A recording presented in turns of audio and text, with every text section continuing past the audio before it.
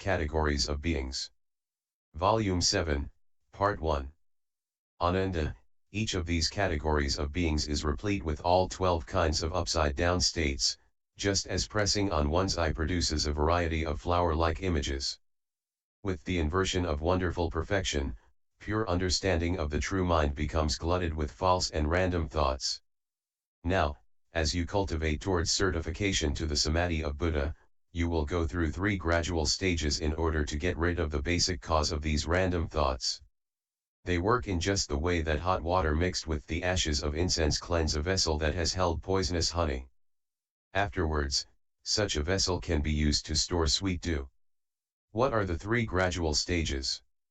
The first is to correct one's habits by getting rid of the aiding causes, the second is to truly cultivate to cut out the very essence of karmic offenses, the third is to increase one's vigor to prevent the manifestation of karma.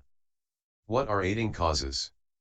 Ananda, the 12 categories of beings in this world are not incomplete in themselves, but depend on 4 kinds of eating, that is, eating by portions, eating by contact, eating by thought, and eating by consciousness.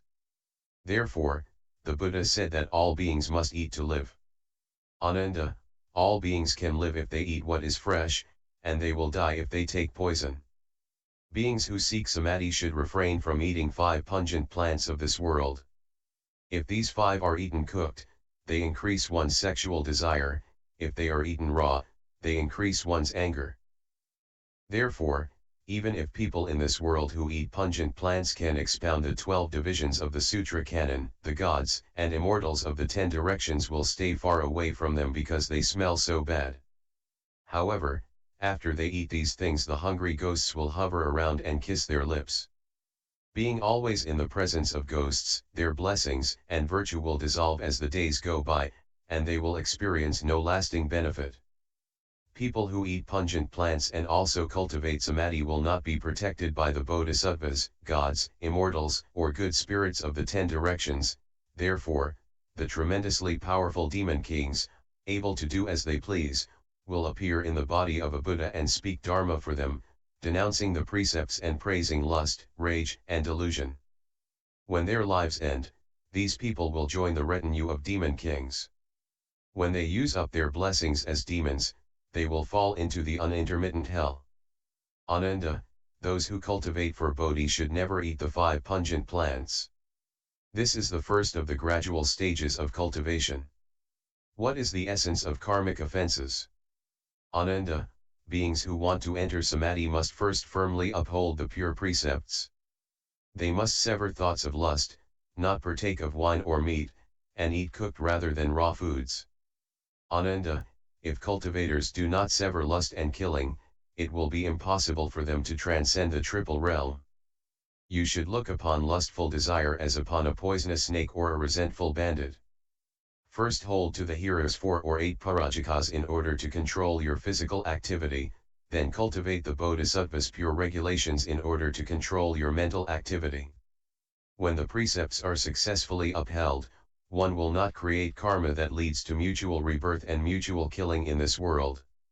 If one does not steal, one will not be indebted, and one will not have to pay back past debts in this world. If people who are pure in this way cultivate samadhi, they will naturally be able to contemplate the extent of the worlds of the 10 directions with the physical body given them by their parents, without need of the heavenly eye. They will perceive the Buddhas speaking Dharma and receive in person the sagely instruction. Obtaining great spiritual penetrations, they will roam through the 10 directions, gain clarity regarding past lives, and will not encounter difficulties and dangers. This is the second of the gradual stages of cultivation. What is the manifestation of karma? Ananda, such people as these, who are pure and who uphold the precepts, do not have thoughts of greed and lust, and so they do not become dissipated in the pursuit of the 6 external defiling sense objects. Because they do not pursue them, they turn around to their own source. Without the conditions of the defiling objects, there is nothing for the sense organs to match themselves with, and so they reverse their flow, become one unit, and are no longer confined to 6 individual functions. All the lands of the 10 directions then become as brilliantly clear and pure as a moon suspended in crystal. Their bodies and minds are blissful as they experience the equality of wonderful perfection, and they attain great peace. The secret perfection and pure wonder of all the thus come ones appear before them. These people then obtain patience with the non-existence of beings and dharmas. They thereupon gradually cultivate according to their practices, until they reside securely in the sagely positions. This is the third of the gradual stages of cultivation. Ananda, these good people's emotional love and desire are withered and dry, the sense organs and sense objects no longer mesh, and so the residual habits do not continue to arise. Recognizing that the attachments of the mind are false, they use only wisdom. That wisdom shines throughout the 10 directions, and this initial wisdom is called the stage of dry wisdom. Although the habits of desire are initially dried up, they still have not merged with Dharma water that flows from the thus come ones. Then, with this mind centered on the middle, they enter the flow where wonderful perfection reveals itself. From the truth of that wonderful perfection there repeatedly arise wonders of truth. They always dwell in the wonder of faith, until all false thinking is completely eliminated and the middle way is totally true. This is called the mind that resides in faith. When true faith is clearly understood, then perfect penetration is total, and the 3 aspects of skandhas, places, and realms are no longer obstructions. Then all their habits throughout innumerable eons of past and future, during which they abandon bodies and receive bodies, appear to them now in the present moment. These good people can remember everything and forget nothing. This is called the mind that resides in mindfulness. When the wonderful perfection is completely true, that essential true brings about a transformation. They go beyond the beginningless habits to reach the one essential brightness. Relying solely on this essential brightness, they progress toward true purity. This is called the mind of vigor. The essence of the mind reveals itself as total wisdom. This is called the mind that resides in wisdom. As the wisdom and brightness are held steadfast, a profound stillness pervades everywhere. The stage at which the majesty of this stillness becomes constant and solid is called the mind that resides in samadhi. The light of samadhi emits brightness. When the essence of the brightness enters deeply within, they only advance and never retreat. This is called the mind that is irreversible. When the progress of their minds is secure, and they hold their minds and protect them without loss, they connect with the life breath of the thus come ones of the 10 directions. This is called the mind that protects the Dharma. Protecting their light of enlightenment, they can use this wonderful force to return to the Buddha's light of compassion and to come back to stand firm with the Buddha. It is like 2 mirrors that are set facing one another, so that between them the exquisite images interreflect and enter into one another layer upon layer. This is called the mind that makes transferences. With this secret interplay of light, they obtain the Buddha's eternal solidity and unsurpassed wonderful purity. Dwelling in the unconditioned, they know no loss or dissipation. This is called the mind that resides in precepts. Abiding in the precepts with self-mastery, they can roam throughout the 10 directions, going anywhere they wish. This is called the mind that resides in vows. Ananda, these good people use proper expedients to bring forth those 10 minds. The essence of these minds becomes dazzling, and their 10 functions interconnect to a point of single-mindedness. That is called the dwelling of bringing forth the resolve. The discoveries made by that mind are like pure crystal within which can be seen pure gold. Based on those previous wonderful minds, they step up to this level called the dwelling of the ground of regulation. When the mind on that ground connects with wisdom, both become bright and comprehensive. Traversing the 10 directions then without obstruction is called the dwelling of cultivation. When their conduct is the same as the Buddha's and they connect with the Buddha's spirit, then, like the body between skandhas searching for a father and mother, they penetrate the darkness with a hidden communication and enter the lineage of the thus come one. That is called the dwelling of noble birth. Since they ride in the womb of the way, they are heirs to enlightenment just as a mature fetus has developed all human features. That is called the dwelling that is endowed with skill in means. their physical appearances become those of Buddhas and their minds the same as well. That is called dwelling in the proper mind. United in body and mind, they grow and mature day by day. That is called dwelling in irreversibility. With the efficacious appearance of 10 bodies, which are simultaneously perfected, they are dwelling as a pure youth. Completely developed, they leave the womb and become sons of the Buddha. That is dwelling as a Dharma prince. Reaching the fullness of adulthood, they are like a chosen prince to whom a mighty king turns over the affairs of state. Eventually that eldest son of the Kshatriya king will be ceremoniously anointed on the crown of the head. That is called dwelling in anointing the crown of the head. Ananda, after these good men have become sons of the Buddha, they are replete with the limitlessly many wonderful virtues of the thus come ones, and they comply and accord with beings throughout the 10 directions. That is called the conduct of happiness. Being well able to accommodate all beings is called the conduct of benefiting. Enlightening themselves and enlightening others without putting forth any resistance is called the conduct free of anger. Then they undergo birth in various forms continuously to the bounds of the future. Practicing that equally throughout the 3 periods of time and pervading the 10 directions is called the conduct continued endlessly. When everything is equally in accord, one never makes mistakes among the various Dharma doors. That is called the conduct of freedom from deluded confusion. Then within what is identical, myriad differences appear. Yet within the different appearances, an identity can be perceived. That is called the conduct of wholesome manifestation. That continues until it includes all particles of dust that fill up empty space throughout the 10 directions. In each and every mote of dust there appear the worlds of the 10 directions. And yet the appearance of dust motes and the appearance of worlds do not interfere with one another. That is called the conduct of non-attachment. Everything that appears before one becomes a foremost paramitha. That is called the conduct of veneration.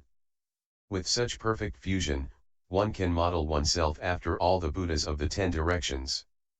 That is called the conduct based on wholesome dharmas. As each and every one of those becomes pure and without outflows, they merge into a singular truth, unconditioned, that is the essence of the nature. That is called the conduct of reality. Ananda, when these good men replete with spiritual penetrations have done the Buddha's work and are totally pure and absolutely true, they can remain distant from obstacles and calamities. Then they take beings across without being attached to the idea of taking them across. They direct the unconditioned mind toward the path of Nirvana. That is called the transference of saving and protecting living beings, while apart from the appearance of living beings. Destroying what should be destroyed and remaining far removed from what should be left behind is called the transference of indestructibility. Fundamental enlightenment is profound indeed, an enlightenment on a level with the Buddha's enlightenment. That is called the transference of sameness with all Buddhas. When absolute truth is discovered, their level is like the level of Buddhas. That is called the transference of reaching all places. Worlds and thus come ones include one another without any obstruction. That is called the transference of a treasury of inexhaustible merit and virtue. Since their level is like the Buddhas, each and every cause they create at that level is pure. Based on the dispersing of such causes, they go straight down the path to Nirvana. That is called the transference of the good roots of following what is basically identical. When true roots are set down, then all beings in the 10 directions are my own nature. Not a single being is lost, as this nature is successfully perfected. That is called the transference of following the impartial contemplation of all beings. Being identical with all dharmas yet apart from all phenomena, they are not attached to either the identity or the separation. That is called the transference of the appearance of true suchness. That which is thus is truly obtained, and there is no obstruction throughout the 10 directions. That is called the transference of unfettered liberation. When the virtue of the nature is perfectly realized, the boundaries of the Dharma realm are destroyed. That is called the transference of the limitlessness of the Dharma realm. Ananda, when these good men have completely purified these 41 minds, they further accomplish 4 kinds of wonderfully perfect aiding practices. The enlightenment of a Buddha is just about to become a function of their own minds. It is on the verge of emerging but has not yet emerged, and so it can be compared to the point just before wood ignites when it is drilled to produce fire. That is called the level of heat. They continue on with their own minds to tread where the Buddhas tread, as if relying and yet not. It is as if they were climbing a lofty mountain, to the point where their bodies are in space but there remains a slight obstruction beneath them. That is called the level of the summit. When the mind and the Buddha are two and yet the same, they have well obtained the middle way. They are like someone who endures something when it seems impossible to either hold it in or let it go. That is called the level of patience. When numbers and limits are gone, no such designations as the middle way or as confusion and enlightenment are made. That is called the level of being first in the world. Ananda, these good men have successfully penetrated through to great Bodhi. Their enlightenment reaches through to the thus come ones. They have fathomed the state of Buddhahood. That is called the ground of happiness. The differences enter into identity, even the notion of identity is gone. That is called the ground of leaving filth. At the point of ultimate purity, brightness comes forth. That is called the ground of emitting light. When the brightness becomes ultimate, enlightenment is full. That is called the ground of blazing wisdom. No identity or difference can be attained. That is called the ground of invincibility. With unconditioned true suchness, the nature is spotless, and brightness is revealed. That is called the ground of manifestation. Coming to the farthest limits of true suchness is called the ground of traveling far. The single mind of true suchness is called the ground of immovability. Bringing forth the function of true suchness is called the ground of good wisdom. Ananda, all bodhisattvas beyond this point have completed their cultivation and have perfected their merit and virtue, and so this ground is called the level of cultivation. Then a wonderful cloud of compassion hovers over the sea of Nirvana. That is called the ground of the Dharma cloud. The thus come ones counter the flow as the bodhisattvas thus reach this point through compliance with practice. Their enlightenment is about to meet that of the Buddhas, it is therefore called equal enlightenment. Ananda, the enlightenment which encompasses the mind of dry wisdom through to the culmination of equal enlightenment is awakening within the Varja mind. That constitutes the level of initial dry wisdom. Thus there are totals of 12 single and grouped levels. At last they reach wonderful enlightenment and accomplish the unsurpassed way. At all these levels they use Vajra contemplation of 10 profound analogies for the ways in which things are like an illusion. In Shamatha they use the thus come ones Vipassana to cultivate them purely, to be certified to them, and to gradually enter them more and more deeply. Ananda, because they put to use the 3 means of advancement throughout all of them, they are well able to accomplish the 55 stages of the true Bodhi path. This manner of contemplation is called proper contemplation. Contemplation other than this is called deviant contemplation. Then Dharma Prince Manjushri arose from his seat, and in the midst of the assembly he bowed at the Buddha's feet and said to the Buddha, "What is the name of the sutra and how should we and all beings uphold it?" The Buddha told Manjushri, "This sutra is called Great Buddha at the Crown, Sai Dan Duo Bodha La, the unsurpassed precious seal and pure, clear, ocean-like eye of the thus come ones of the 10 directions." It is also called the cause for saving a relative, the rescue of Ananda and the Bhikshuni's nature, and the attaining of the Bodhi mind and entry into the sea of pervasive knowledge. It is also called the thus come one secret cause of cultivation that brings certification to the complete meaning. It is also called the great expansive means, the wonderful lotus flower king, the Dharni mantra which is the mother of all Buddhas of the 10 directions. It is also called the foremost Shurangama sections and phrases for anointing the crown of the head, and all Bodhisattva's myriad practices. Thus should you respectfully uphold it. After that was said, Ananda and all in the great assembly immediately received the thus come one's instruction in the secret seal, the meaning of Bodha La, and heard these names for the complete meaning of the sutra. They were suddenly enlightened to dhyana, advanced in their cultivation to the sagely position, and increased their understanding of the wonderful principle. Their minds were focused and serene. Ananda cut off and cast aside